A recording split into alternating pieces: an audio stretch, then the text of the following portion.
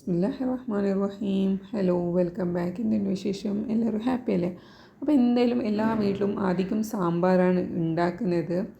അപ്പോൾ ഞാൻ വിചാരിച്ചു ഞങ്ങളുടെ വീട്ടിൽ എന്തായാലും അധികം സാമ്പാറാണ് ഉണ്ടാക്കുന്നത്. അപ്പോൾ സാമ്പാർ മസാല വീട്ടിൽ തന്നെ ഉണ്ടാക്കിയിട്ട് വെക്കാമെന്ന് വിചാരിക്കുന്നത്. അപ്പോൾ അതിനായിട്ട് ഞാൻ വലിയ കടായി തന്നെ എടുത്തിട്ടുണ്ട്. ഇനിയിപ്പോൾ ഇതിൽ 2 തരം മുളകാണ് എടുക്കുന്നത്. ഒന്ന് എരിവില്ലാത്ത മുളകും മറ്റേത് എരിവുള്ള മുളകുമാണ്. അപ്പോൾ ഇത് ഞാൻ 15 മുളക് വറ്റൽ മുളകും ഒരു 7-8 പീസോളം നല്ല ഉണ്ട മുളകില്ല, അത് നല്ല എരിവാണല്ലോ. അപ്പോൾ അത് രണ്ടും മിക്സ് ആക്കിയിട്ടാണ് ഞാനിപ്പോൾ എടുത്തിട്ടുള്ളത്. കശ്മീരി ചില്ലിയാണ് എടുത്തിട്ടുള്ളത്. അതൊരു കളറിനും പിന്നെ കുറച്ച് എരിവിനായിട്ടുള്ള 2 തരം മുളകാണ് എടുത്തിട്ടുള്ളത്. അപ്പോൾ പാനൊക്കെ നല്ല ചൂടായിട്ടുണ്ട്, കടായി. അപ്പോൾ ഇതിലേക്ക് ഞാനിത് ഇട്ട് കൊടുക്കുന്നുണ്ട്. അപ്പോൾ നല്ല ചുമയൊക്കെ വരുന്നതല്ലേ ഈ മുളക്, ഇങ്ങനെ നമുക്ക് വറുക്കുമ്പോൾ അതിനായിട്ടില്ലേ 1 സ്പൂണ് ഓയിൽ ഒഴിച്ച് കൊടുക്കണം. ഇന്ന് ആ ഒരു ചുമക്കുന്ന ആ ഫീലില്ലേ അത് വരാറില്ല. അപ്പോൾ ഇത് വറക്കുന്ന ആ സമയത്ത് തന്നെ അത് നല്ല ലോല് വെച്ച് കൊടുത്തിട്ടുണ്ട്. നമുക്ക് ബാക്കിയുള്ള മസാല കൂടി റെഡിയാക്കിയിട്ട് എടുക്കാം. അപ്പോൾ ഇത് ഞാനില്ലേ 1/2 കപ്പ് മല്ലിയും കൂടി എടുക്കുന്നുണ്ട്. 1/2 കപ്പിൽ നിന്ന് കുറച്ച് ഒരു 2 ടേബിൾ സ്പൂണോളം അധികം കൂടി എടുക്കുന്നുണ്ട്. അപ്പോൾ ഇത് സെപ്പറേറ്റ് വറുത്തെടുക്കണം കേട്ടോ, എല്ലാം ഒന്നിച്ചിട്ട് വറുത്തെടുക്കാൻ പാടില്ല. അപ്പോൾ അത് ഞാൻ വേറൊരു പ്ലേറ്റിൽ വെച്ച് കൊടുത്തിട്ടുണ്ട്. ഇനി ബാക്കിയുള്ളതൊക്കെ എടുക്കുന്നുണ്ട്. ഇത് നമ്മുടെ കടലപ്പരിപ്പില്ലേ അതാണ്, അത് 1/2 കപ്പ് എടുക്കുന്നുണ്ട്.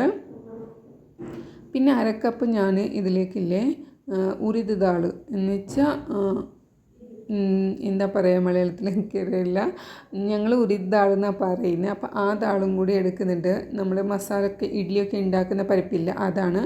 പിന്നെ ഇത് 2 ടേബിൾ സ്പൂണ് മേത്തിയാണ്. പിന്നെ 2 ടേബിൾ സ്പൂണ് അരിയാണ് എടുത്തിട്ടുള്ളത്. അത് ഏത് അരിയായാലും കുഴപ്പമില്ല. പിന്നെ ഇത് ചെറിയ പരിപ്പില്ലേ അത് 1/2 കപ്പ് എടുത്തിട്ടുണ്ട്. ആ സമയത്ത് എൻ്റെ മുളകൊക്കെ നല്ല വരട്ടി വന്നിട്ടുണ്ട്, നല്ല ക്രിസ്പി ആയിട്ടുണ്ട്. ഇനിയിപ്പോൾ ഇതിൽ നിന്ന് കോരി മാറ്റാം, ഇല്ലാന്നുണ്ടെങ്കിൽ ഇത് കരിഞ്ഞു പോകാൻ ചാൻസ് ഉണ്ട്.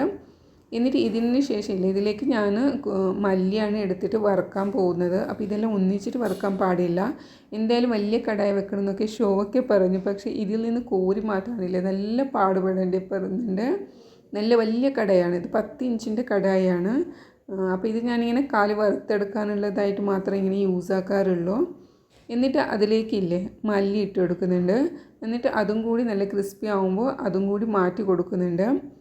പിന്നെ ഇപ്പോൾ നല്ല കടായി നല്ല ചൂടായിട്ടുണ്ട്. ആ സമയത്തില്ലേ ഇതിലേക്ക് തീ നല്ലോണം കുറച്ച് വെച്ചിട്ട് ഒരു മിനിറ്റ്സ് ഒരു 2 സെക്കൻഡോളം മാത്രം ഇതിലേക്കില്ലേ ഞാൻ മേത്തി ഇട്ട് കൊടുക്കുന്നുണ്ട്. അത് ഒരുപാട് ഇങ്ങോട്ട് വറന്ന് പോയാലേ കരിഞ്ഞ ഒരു സ്മെല്ലുണ്ടാവും. അതുകൊണ്ട് അത് ജസ്റ്റ് ഒന്ന് ചൂടാക്കിയിട്ടാണ് എടുക്കുന്നത്. പിന്നെ ആ സമയത്ത് ആ പ്ലേസിലെ 2 ടേബിൾ സ്പൂണോളം കുരുമുളക് ആഡാക്കി കൊടുക്കുന്നുണ്ട്. കുരുമുളക് നിങ്ങൾക്ക് ഇഷ്ടമുള്ള പോലെ, നിങ്ങൾക്ക് എരിവ് സാമ്പാറൊക്കെ എരിവായിട്ട് കഴിക്കണമെന്നുണ്ടെങ്കിൽ കുറച്ച് കുരുമുളക് അധികം ഇട്ട് കൊടുക്കാം. അങ്ങനത്തെ ആ മീറ്റിംഗ് കൂടി എടുത്തു കഴിഞ്ഞിട്ട് ബാക്കിയുള്ള പരിപ്പും അരിയും കുരുമുളകും ഒക്കെ ഇട്ടിട്ട് വറുത്തെടുക്കുന്നുണ്ട്. അങ്ങനെ എല്ലാം കൂടി ഒന്ന് വറുത്ത് നല്ല ചൂടാക്കിയിട്ട് എടുക്കുന്നുണ്ട്. വേറൊരു പാത്രത്തിലോട്ട് അത് മാറ്റി കൊടുക്കുന്നുണ്ട്. എന്നിട്ട് ഇതില്ലേ ഹിങ്കാണ് കേട്ടോ. ഹിങ്ക് സാമ്പാർ മസാലയിൽ എല്ലാവരും അധികം ഇടാറുണ്ട്, അപ്പം ഞാനും ഇട്ട് കൊടുക്കുന്നുണ്ട്. എന്നിട്ട് അതിലേക്കില്ലേ ഒരു 1/2 ടീസ്പൂണോളം മഞ്ഞളും കൂടി ഇട്ടിട്ട് ജസ്റ്റ് ഒന്ന് ചൂടാക്കി എടുക്കുന്നുണ്ട്. കാരണം എല്ലാം ഒന്ന് പൊടിച്ചെടുക്കാനല്ലേ പോകുന്നത്.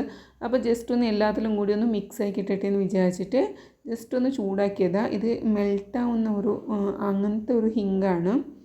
ഇപ്പോൾ നല്ല കടായി ചൂടുണ്ട്. അപ്പോൾ ഇതിലേക്ക് ഞാൻ 1 ടേബിൾ സ്പൂൺ ജീരകം, 1 ടേബിൾ സ്പൂണ് കടുകും കൂടി ഇട്ട് കൊടുക്കുന്നുണ്ട്. എന്നിട്ട് കുറച്ച് കറിവേപ്പില ഒരു ഫ്ലേവറിന്, കടുക് പിന്നെ എന്തായാലും ഒരു തിക്നെസ്സൊക്കെ കിട്ടാനും കൂടി വേണ്ടിയിട്ട്. പിന്നെ ജീരകം ഒരു മണമൊക്കെ നിങ്ങൾക്ക് ഇഷ്ടമുണ്ടെങ്കിൽ ആഡ് ആക്കാം, അല്ലാന്നുണ്ടെങ്കിൽ സ്കിപ്പാക്കാം. ജീരകയുടെ മണം ഇഷ്ടമുണ്ടെന്നുണ്ടെങ്കിൽ മാത്രം ആഡ് ആക്കിയാൽ മതി.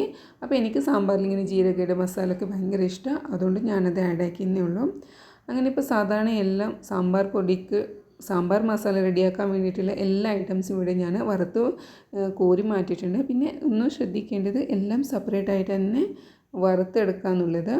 അപ്പോൾ ഇനി ഇതൊന്നും തണുക്കാൻ വെച്ച് കൊടുക്കുക, ഇല്ലാന്നുണ്ടെങ്കിൽ മിക്സി ചൂടായി പോകുമല്ലോ, അതുകൊണ്ടാണ് തണുക്കാൻ വേണ്ടി വെച്ച് കൊടുക്കുന്നത്. അപ്പോൾ ഇനി ഒരു അരമണിക്കൂർ കഴിഞ്ഞിട്ട് എല്ലാം കൂടി ഒന്ന് ചെറിയ ജാറിലിട്ടിട്ട് പൊടിച്ചെടുക്കുക. നല്ല ഫൈനായിട്ട് തന്നെ പൊടിച്ചെടുക്കാം. അപ്പോൾ ഇതെല്ലാം ഒന്നിച്ചിട്ട് പൊടിക്കാൻ പറ്റില്ല. അങ്ങനെ എല്ലാം കുറച്ച് ഈ മിക്സിയുടെ ജാറിലിട്ട് കൊടുത്തിട്ട് ഇങ്ങനെ പൊടിച്ചെടുക്കാം. എന്നിട്ടൊരു ബൗളിലോട്ട് മാറ്റി കൊടുക്കാം. എന്നിട്ട് എല്ലാം കൂടി ഒന്ന് മിക്സ് ആക്കുക. ഒരു വിസ്ക് കൊണ്ട് മിക്സ് ആക്കിയാൽ മതി. കുറച്ചായിട്ട് മിക്സിയുടെ ജാറിലിട്ടിട്ട് ഒന്ന് പൊടിച്ചെടുത്താൽ മതി. ഇതുപോലെ ഞാൻ അങ്ങനെ ആക്കിയിട്ടുള്ളത്. ഇപ്പോൾ ഇതാ കുറച്ചായിട്ടിട്ട് എല്ലാം കൂടി ഒന്ന് പൊടിച്ചെടുക്കുന്നുണ്ട്. എന്നിട്ടൊരു പാത്രത്തിൽ ഇട്ട് കൊടുക്കുന്നുണ്ട്. എന്നിട്ട് എല്ലാം കൂടി ഒരു വിസ്ക് കൊണ്ട് മിക്സ് ആക്കുന്നുണ്ട്. പിന്നെ ഇതിലെല്ലാം നമ്മുടെ വീട്ടിലുള്ള മസാലകൾ മാത്രമാണ്. ഇതിൽ പ്രിസർവേറ്റീവ് ആയിട്ട് നമ്മളൊന്നും ചേർക്കുന്നില്ല. പ്രിസർവേറ്റീവ് ആയിട്ട് നമ്മൾ ചേർക്കുന്നത് ഉപ്പ് മാത്രമാണ്. ഇങ്ങനെ ഉപ്പ് ഇട്ടിട്ട് മസാല ഒക്കെ മിക്സ് ആക്കിയിട്ട് വെച്ചാൽ കേട് വരാറില്ല. അതുകൊണ്ട് നമ്മുടെ പ്രിസർവേറ്റീവ് ഹോം മെയ്ഡ് പ്രിസർവേറ്റീവ് എന്ന് പറയുന്നത് ഉപ്പ് മാത്രമാണ്. അപ്പോൾ ഇതിൽ കുറച്ച് ഉപ്പും കൂടി ചേർക്കുന്നുണ്ട്. പിന്നെ നമ്മൾ സാമ്പാറൊക്കെ ഉണ്ടാക്കുമ്പോൾ ഉപ്പൊക്കെ ചെക്കാക്കിയിട്ടാണല്ലോ ഇട്ട് കൊടുക്കുന്നത്. അപ്പോൾ അത് അങ്ങനെ ഒരു കുപ്പിയിലാക്കി കൊടുത്തിട്ടുണ്ട്. അപ്പോൾ ഇത്രയേ ഉള്ളൂ, സാമ്പാർ മസാല റെഡിയാണ്. ഇനിയിപ്പോൾ സാമ്പാർ ഉണ്ടാക്കുമ്പോൾ ഇതിൻ്റെ ബാക്കി കാര്യങ്ങൾ പറയാം. താങ്ക്